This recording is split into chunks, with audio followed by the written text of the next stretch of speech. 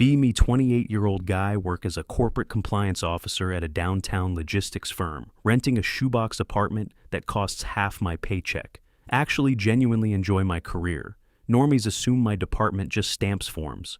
All day couldn't be further from the truth. We literally build the social fabric of the company. We dictate the boundaries of modern corporate behavior. Yeah, it involves wielding authority. But it's about shifting the balance, tearing down the old boys network once and for all. Alarm goes off at 6 in the morning. Brew up some overpriced organic matcha. Spend half an hour doom-scrolling social media just to get mad.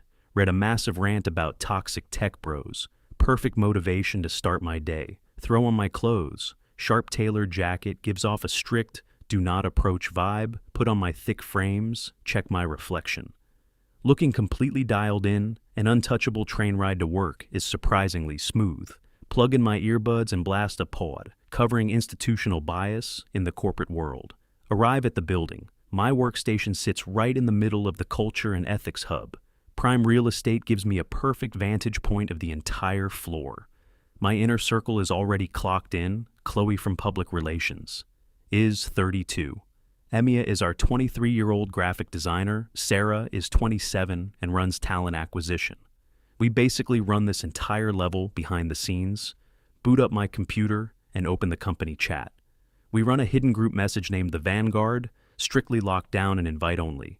This is where the actual company business gets handled. Chloe drops a message, says the guy is rocking his hideous quarter zip sweater. Today she means Greg. Greg is a 55-year-old supply chain director. Dude represents literally every single thing we want to eradicate from this industry.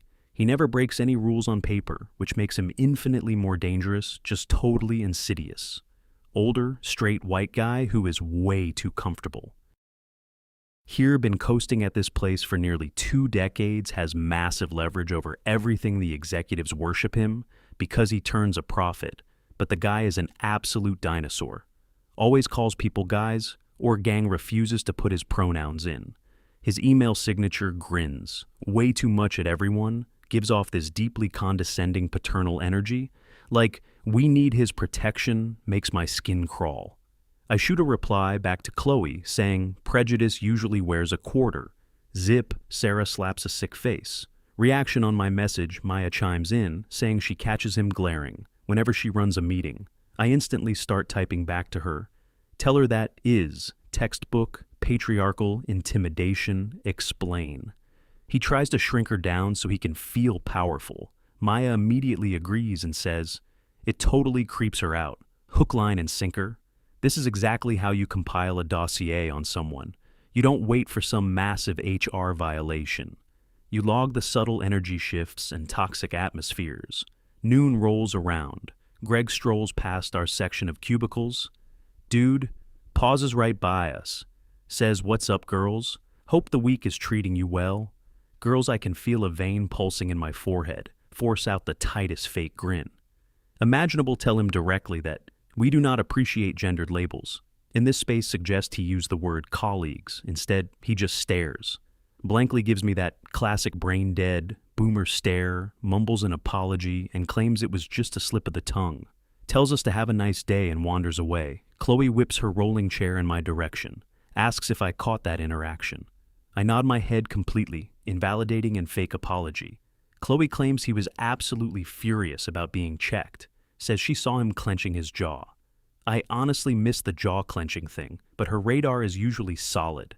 I lean back in my seat and declare he is definitely feeling the pressure. He realizes his era is ending. We are the new guard taking over. Drag the cursor over to my right screen and open a blank file. Name it Greg Stevens, Behavioral Tracking, Secure Docs.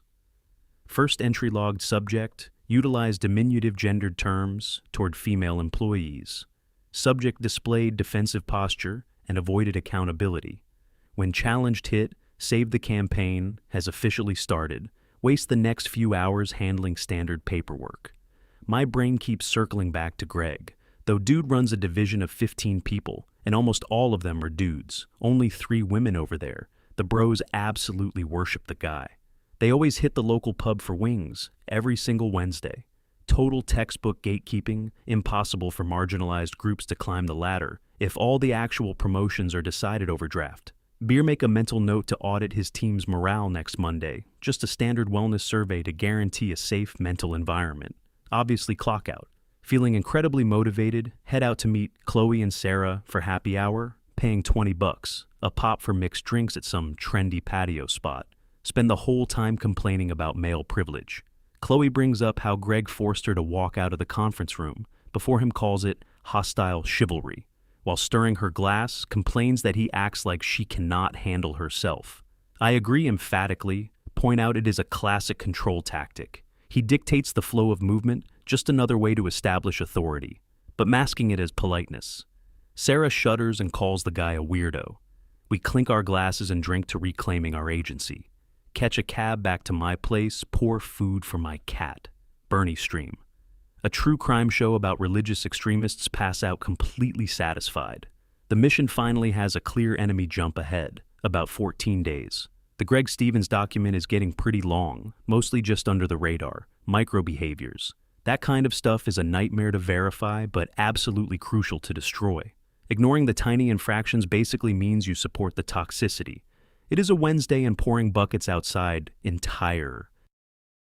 Staff is sprinting toward the main entrance. I am walking up from the lot with Mia and Chloe. Greg is planted right at the exterior entrance. Dude is physically propping the massive metal door open while getting soaked, waving his arm to usher staff inside, yelling at everyone to get out of the storm and stay warm. He spots our group approaching, flashes that goofy, oblivious grin, tells the gang to hurry up so we do not drown out there. We breeze right past the guy. I refuse to even look in his direction. Chloe mumbles a thank you, but it drips with absolute venom. We finally reach the lift. Chloe snaps her head toward me, says the guy was putting on a theatrical show. I dry off my jacket, ask her what she means. She says it was a textbook savior complex, Flex getting drenched on purpose just to hold a piece of metal. Says he just wants an audience to watch him be a martyr for the office. Chloe claims it is basically an exhibition of fake sacrifice. Maya just looks totally lost. She actually thought the guy was trying to be helpful. Points out that the storm is really bad outside. I reach out and pat Mia on the shoulder. Tell her she needs to look at the underlying message. He automatically assumes we are incapable and need rescuing. He paints us as helpless victims who cannot open a door. Putting himself out there makes every independent employee look weak while elevating his own status. Explain that it is deeply manipulative psychology. Maya raises her eyebrows in shock, admits she completely missed that angle. Chloe chimes in with another point. Mentions he literally created a hazard by blocking the main walkway, caused a massive pedestrian bottleneck just to feed his own vanity. We finally step out onto our level. I march directly to my workstation, pull up the secure document, immediately type out the newest violation subject.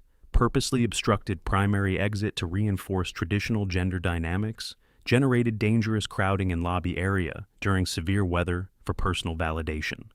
Reads, extremely formal and completely actionable. Later that afternoon, I host a closed-door wellness audit with Greg's subordinates. Greg is explicitly banned from attending, just me and his direct reports locked in the boardroom. I take the captain's chair and uncap my pen, announce that this is a completely protected environment. Assure them zero information will leave these four walls. Claim I'm simply taking the temperature of the departmental ecosystem under current management. Dead silence fills the room. All the bros are just staring at the carpet. One of the older female logistics coordinators named Barbara speaks up. Total class traitor. Honestly claims Greg is fantastic and the greatest supervisor she has ever worked for. Brags about how he accommodates her childcare needs and battles upper management for their commission. Checks I nod, slowly and purposely write absolutely nothing on my notepad. Ask the room if anyone else has anything to share. Pivot the conversation toward interpersonal dynamics. Ask if anyone ever feels diminished or uneasy around him, more awkward. Silence one of the warehouse leads. Name Brian raises his hand, says the boss, brings in boxes of gourmet donuts every single Tuesday, using his personal credit card. I immediately start scribbling, documenting that he manufactures financial reliance and unspoken debt through unsanctioned bribery. I look Brian dead in the eye and ask a loaded question. Want to know if he only feeds the guys or the whole floor. Brian looks totally bewildered, says he just drops them in the communal kitchen for everybody. I let out a long hum, jot down that he distributes unregulated food items, which triggers health anxiety and isolates marginalized staff with dietary boundaries. Shift my gaze over to the newest hire named Tyler Total Zoomer Kid, looking like he wants to disappear. Point out that Tyler has been awfully quiet today. Ask him directly how he processes the management communication strategy. Tyler squirms in his leather chair, mumbles. That the boss insists on calling his cell phone instead of just dropping a Slack message, absolute jackpot. Classic geriatric refusal to adapt to digital workspaces. I lower my voice and ask if that triggers his panic response. Tyler nods and says, "Yeah, definitely says." Getting a random phone call makes him feel like he is about to be fired. I nod with intense empathy. Summarize out loud that the subject deploys aggressive verbal ambushes that spike employee cortisol levels. Tyler just does a half shrug. I hammer that onto the notepad. This is absolute premium material. Wrap up the session. Now I have all the ammunition required for the next stage bump into Chloe near the espresso machine. She immediately asks for the debrief. Tell her it was a massive success. Explain he runs a total dictatorship built on unspoken terror. The entire staff is too paralyzed to blow the whistle. Mention the new kid is the only one cracking ad, that the boss literally buys their loyalty with pastries. Chloe lets out a loud cackle, pull out my phone, and check the Vanguard group chat. Sarah managed to track down his personal social media profiles, mostly locked down behind privacy settings, but his main display picture is him holding up some massive dead bass on a boat. Chloe immediately texts back, asking if he could be compensating any harder. I smash the heart reaction on her message. Sarah unearths a public post from roughly 12 years ago. Dude reshared some boomer comic about how real men fix cars and women belong inside. A decade ago does not matter. In the slightest, digital footprints are permanent and establish a behavioral trajectory. I screenshot every single pixel, send it to the network, printer, and stuff it into the expanding physical file. Heart is absolutely pounding in my chest. This is what actual corporate purification feels like. We are detoxifying the ecosystem. Greg strolls past the glass walls of the break area, gives a little wave through the window. I completely ignore him and take a sip of my cold. Brew, enjoy your final days. Greg, the trap is officially set. 3 weeks pass by. The physical folder is heavily weighted now, pushing 50 pages of highly detailed behavioral tracking, covers the entrance blockade, and the diminutive language includes the pastry manipulation and the telephonic harassment, features the dead fish imagery and blatant displays of toxic masculinity. Tops it off with anonymous witness statements from Maya and Tyler that I heavily paraphrased. I book a high-priority sit-down with the Senior Vice President of Operations, and the head of Legal SVP is a ruthless corporate ladder climber named Valerie Legal Rep, is a standard-issue corporate drone named Mark. We convene in the top-floor executive suite. I slide the thick manila envelope across the mahogany wood state, plainly that we have a massive Greg problem. Valerie rubs her temples, looking exhausted, points out that his division just crushed the fourth quarter metrics and saved the company millions, asks me what the actual issue is. I push my thick frames up the bridge of my nose, explain that profit margins do not excuse cultural poison, warn them we are staring down the barrel of a massive civil suit. If we ignore his footprint, Mark suddenly sits up perfectly straight. At the mention of litigation, demands to know what kind of behavior. I flip open the cover, start listing off institutional bias and the cultivation of a hostile professional zone, read off targeted microaggressions against vulnerable younger staff. Pull out the specific documentation regarding the rainy day door incident, read aloud that he systematically corners female employees to restrict their physical autonomy. Explain he asserts patriarchal dominance while pretending to be polite, state that it has severely traumatized multiple team members. I purposely leave Chloe out of it to make it sound like a massive collective uprising. Valerie furrows her brow in confusion, asks if I am seriously trying to build a case over holding a door. I stare directly into her soul, remind her that it is 2026. Explain. It always starts with holding a door and ends with women being pushed out of the industry. Rattle off the reports of him talking over minorities and utilizing offensive terms like girls bring up the exclusionary networking sessions at the sports bar. Every Wednesday, Mark starts flipping through the printed pages, spots the 12-year-old car mechanic meme notes that it definitely indicates deeply rooted prejudice. I cut him off. Mid-sentence, remind them both that the board wants to diversify the executive pipeline. Ask how we can possibly achieve that, with a dinosaur guarding the promotions. Label him a walking public relations time bomb. Say if one of these younger employees takes this to social media, we are completely finished. Valerie starts tapping her expensive pen on the table. I can see the gears turning in her head. She knows Greg brings in cash, but viral boycotts destroy entire brands. She finally looks up and asks for my official recommendation. Mark asks if we should put him on a performance coaching plan. I immediately shake my head. Tell them the guy is completely set in his ways and incapable of evolving. Explain he will just mask his toxicity and secretly punish the people who reported him. Insist that we need a total surgical removal. We have to terminate him for behavioral misconduct. Mark flips back through the printed dossier, points out that if these anonymous quotes are true, it constitutes a legitimate hostile environment. The induced panic and fear of retaliation is technically workplace harassment. I nod, enthusiastically. Tell Mark. It is all about the impact of his actions rather than his intent. Doesn't matter if he genuinely thinks he is just being friendly. He is still cultivating an exclusionary zone. Valerie lets out a massive sigh, tells me to summon him to the office, says we will put him on paid leave while we pretend to investigate before dropping the axe. I get this insane rush of dopamine. Straight to the brain, absolute undisputed victory march, back to my cubicle pull-up. The Vanguard chat type out that the operation is a go screen, fills up with gifs of people popping champagne bottles. Chloe drops a message saying the dinosaur is officially extinct. Maya types that she feels a little guilty and asks if he is actually losing his job. I immediately open a private direct message with Maya. Tell her to stop second-guessing herself. Remind her he had 2 decades to learn basic professional decency. Tell her she is a total hero for speaking her truth. She shoots back a little heart icon. 3 o'clock rolls around. I call Greg up to the compliance boardroom. Dude strolls in with a massive grin on his face. Asks me what the big emergency is. Jokes about needing his signature to approve the summer barbecue budget. I keep my face completely frozen. Mark is sitting silently in the corner. Shadows I tell Greg to take a seat. The temperature in the room instantly drops 20 degrees. He sits down slowly and glances between me and the lawyer, asks if there is some kind of problem. I interlock my fingers and rest them on the table. Tell him we received multiple severe reports regarding his interpersonal conduct. He lets out this super shaky, uncomfortable chuckle, asks who on his crew is filing complaints. I give him a deadpan corporate stare, state that we strictly protect the identities of our whistleblowers, list off the official charges. A documented history of systemic bias and manufacturing a toxic psychological environment. His jaw literally drops open.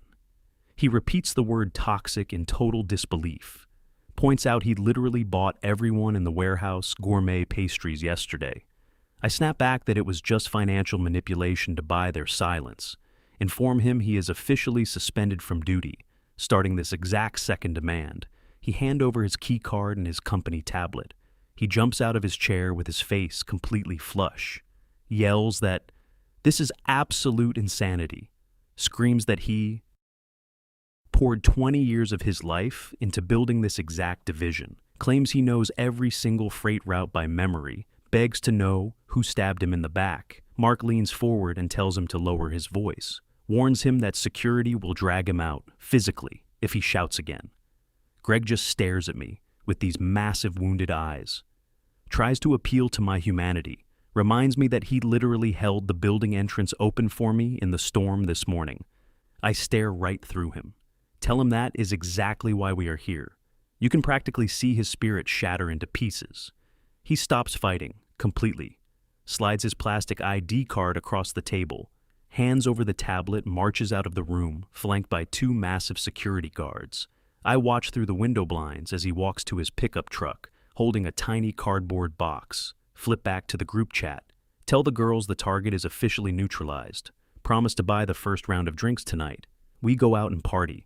Hard spend hours talking about how the building's energy feels completely purified. Chloe says she genuinely believes we saved the corporate brand from ruin. Fast forward 90 days, the victorious honeymoon phase is completely dead.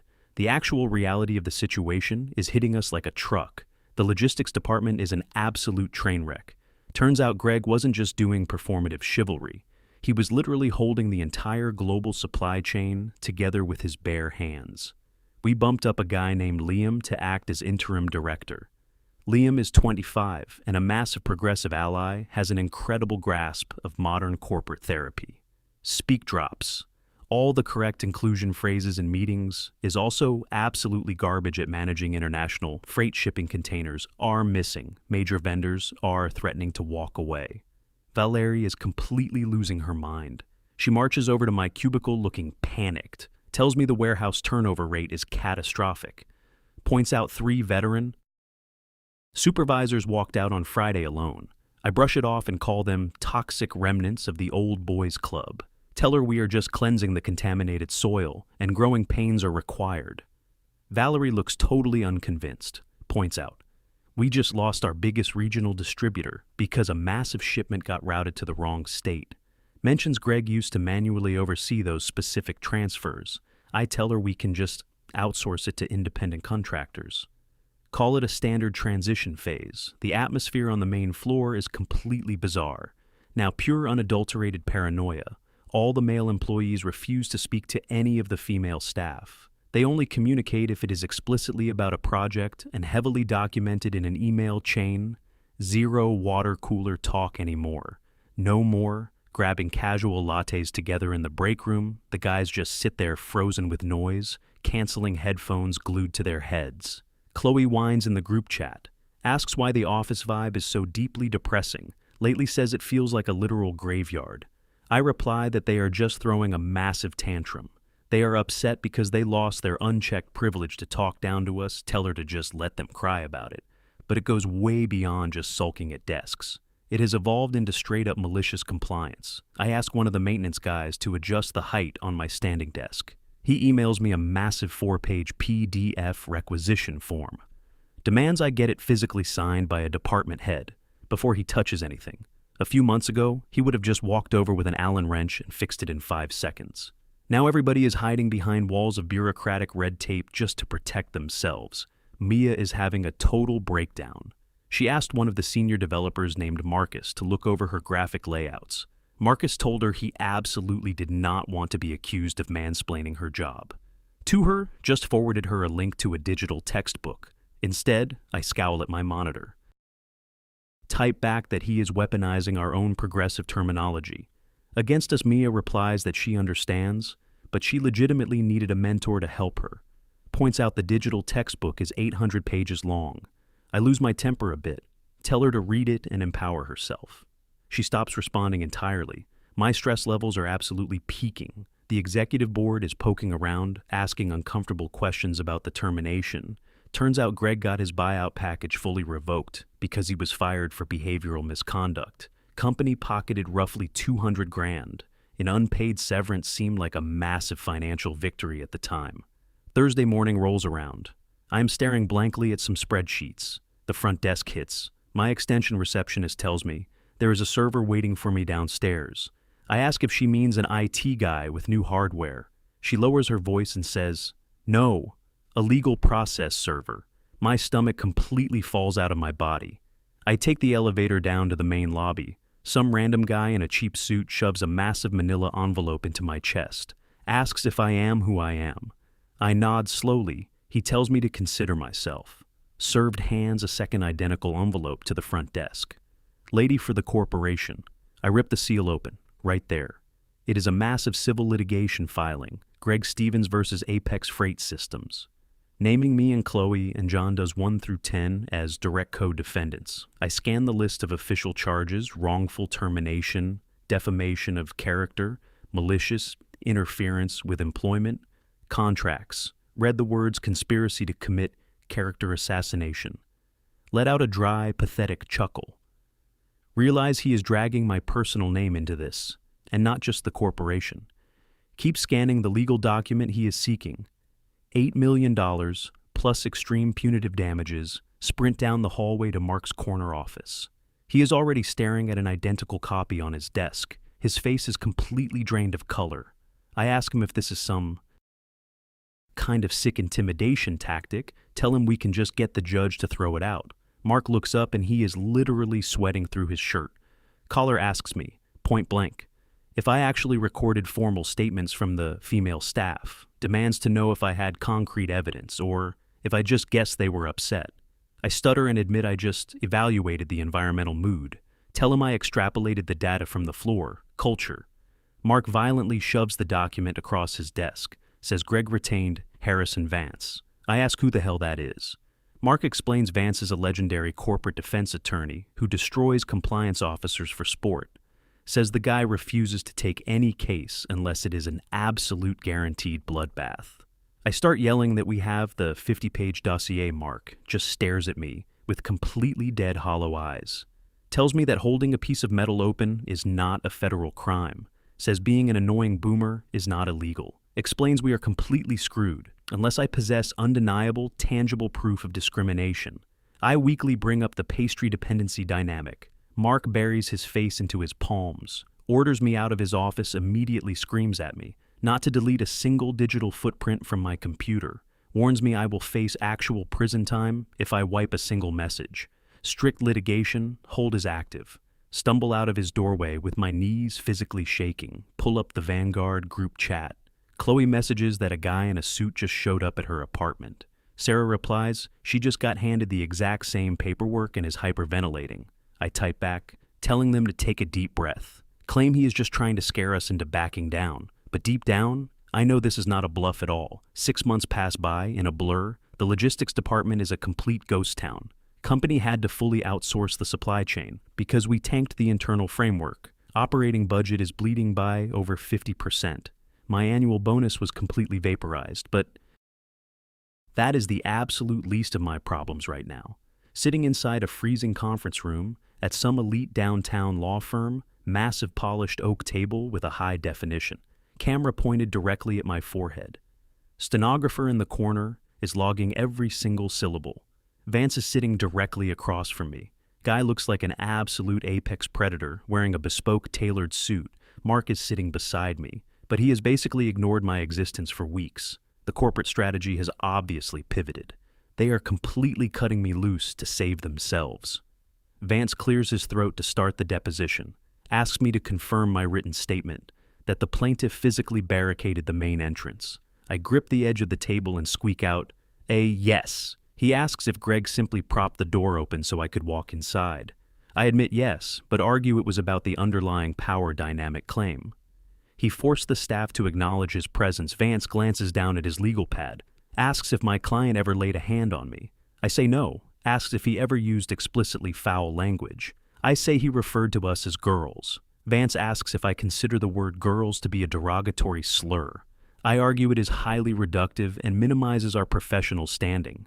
Vance pauses for a second and flashes this terrifying shark grin, tells the room to review. Exhibit C.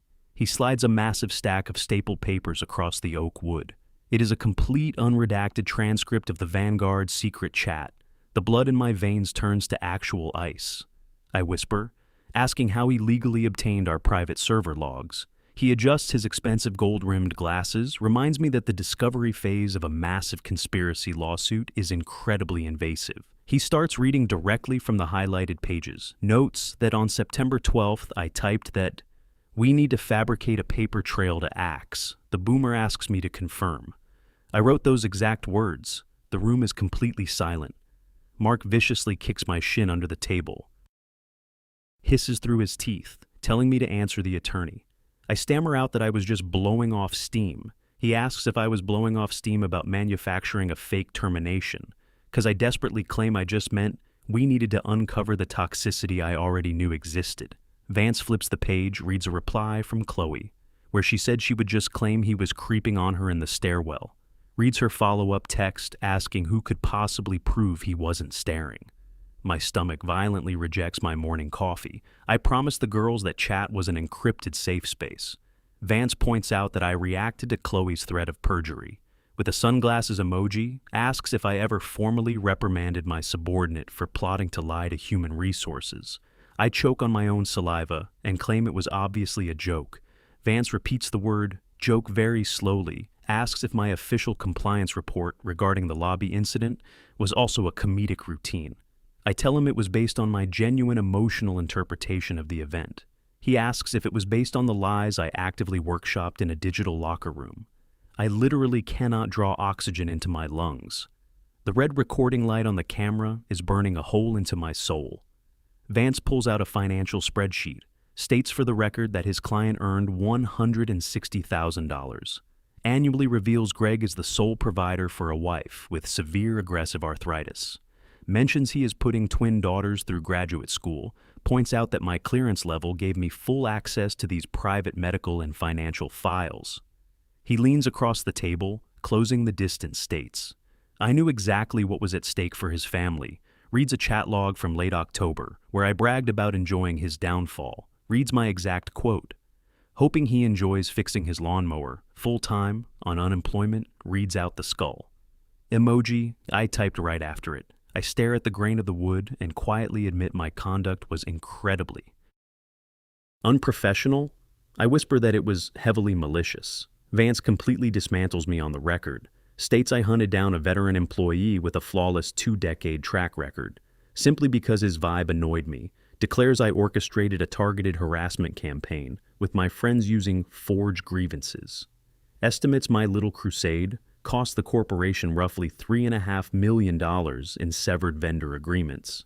Mark just covers his face with both hands. Vance drops the absolute final hammer, announces we are settling. This case immediately states my employer is going to cut Greg a massive 8-figure check, adds a mandatory stipulation that the company must issue a public apology, clearing his name. He looks at me with pure unadulterated disgust, says Greg demanded one final personal concession to sign the papers. I have to look directly into the camera lens and formally admit I lied. I turn my head, begging Mark for help. Mark stares at the opposite wall and tells me to do what the man says. I completely break down, actual hyperventilating, panicked sobbing. I look into the glass lens and loudly state that I am deeply sorry, confess that I was completely wrong, and that Greg Stevens never harassed a single person. Vance snaps his briefcase shut and says, we are finished next Tuesday afternoon. Valerie summons me. The global head of corporate standards flew in from the Chicago headquarters just for this. Some absolutely ruthless 65-year-old executive woman. She does not care about any of my modern therapy buzzwords. She tells me to sit down. Valerie stares blankly at the wall. The executive informs me my contract is terminated for extreme cause. I knew the axe was falling, but it still completely destroys me. I try to weakly defend myself, claiming I was just defending the corporate ecosystem. The executive completely shuts me down, says I was the one who manufactured a deeply toxic psychological war zone, states I openly discriminated against a protected age bracket tells me. I weaponized company hardware to run a malicious smear campaign against a superior. I try to bring up the systemic patriarchy. She cuts me off and says the only documented bigotry they found during discovery was mine. Points out I routinely called the network engineers basement dwelling incels in my private chats. Notes I referred to Greg as a patriarchal fossil, says it is all legally documented forever. I just nod silently and ask if I can go. Pack my desk, Valerie says. Security already dumped my belongings into a bin. Says it is waiting for me by the reception desk. The absolute poetic justice physically hurts my chest. I slide my laptop and my access badge across her desk. Do the walk of shame past the entire open concept floor. Every single person is staring at me with a mix of horror and extreme awkwardness. I see Mia hiding behind her dual monitors. She literally wrote a sworn affidavit against me just to save her own junior position. I cannot even be mad at her. I was the one who taught her to prioritize corporate survival above loyalty. Chloe was already escorted out of the building. Yesterday morning, our entire vanguard is completely shattered. I make it to the ground floor lobby. It is absolutely pouring rain outside. The cardboard box is packed with heavy binders and desk weights. I awkwardly try to shove the massive metal exterior door open with my shoulder while balancing the box. The hinges are stiff and I am just struggling pathetically against the glass. Some random middle-aged vice president in a tailored suit walks up behind me. He sees me physically failing to open the door. He actually pauses for a second, looks at the heavy box, and then looks directly into my eyes. He takes 2 huge steps backward, refuses to even touch the metal handle, just stands there silently waiting for me to force it open myself. He waits until my heels are entirely clear of the threshold before he finally exits. Dude is completely terrified of catching a harassment charge for helping me. I stand on the soaking wet concrete curb. A pristine silver Porsche SUV rolls up to the valet. Greg steps out of the driver's seat, looking incredible. He is meeting someone for an expensive steakhouse lunch. He spots me standing in the freezing downpour, hugging a box of dying succulents. He stops in his tracks. I brace my entire body waiting for him to laugh or throw an insult. He does not say a single word, just gives me this devastating look of pure pity mixed with total apathy. He turns around to greet the young female tech vendor he is meeting. He pulls the heavy brass restaurant door wide open for her smiles and tells her to head inside out of the storm. She beams at him and thanks him for being a gentleman. They disappear into the warm ambient lighting of the restaurant. I am left completely alone, standing in the freezing puddles. My phone buzzes in my pocket. Professional networking app notification. Greg Stevens just announced his new role as Chief Operating Officer at Summit Global.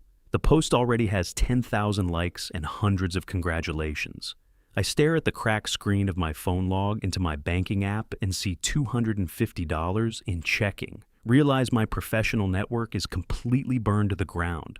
Realize that in the actual adult world, real competence and utility dictate your value. Start openly bawling on the sidewalk, not a calculated display of emotion or a victim tactic, just the raw agonizing realization that I rigged the game and still lost everything. My ceramic espresso mug slips out of the wet cardboard, shatters into 100 pieces on the pavement, perfect metaphor for my entire future. I walk over to my 10-year-old Civic, turn the key and the alternator just clicks repeatedly. Battery is completely dead. I sit in the freezing driver's seat, watching the rain wash down the windshield. Realize the patriarchal glass ceiling I kept complaining about was actually just a door, and I was way too deeply arrogant to just open it myself.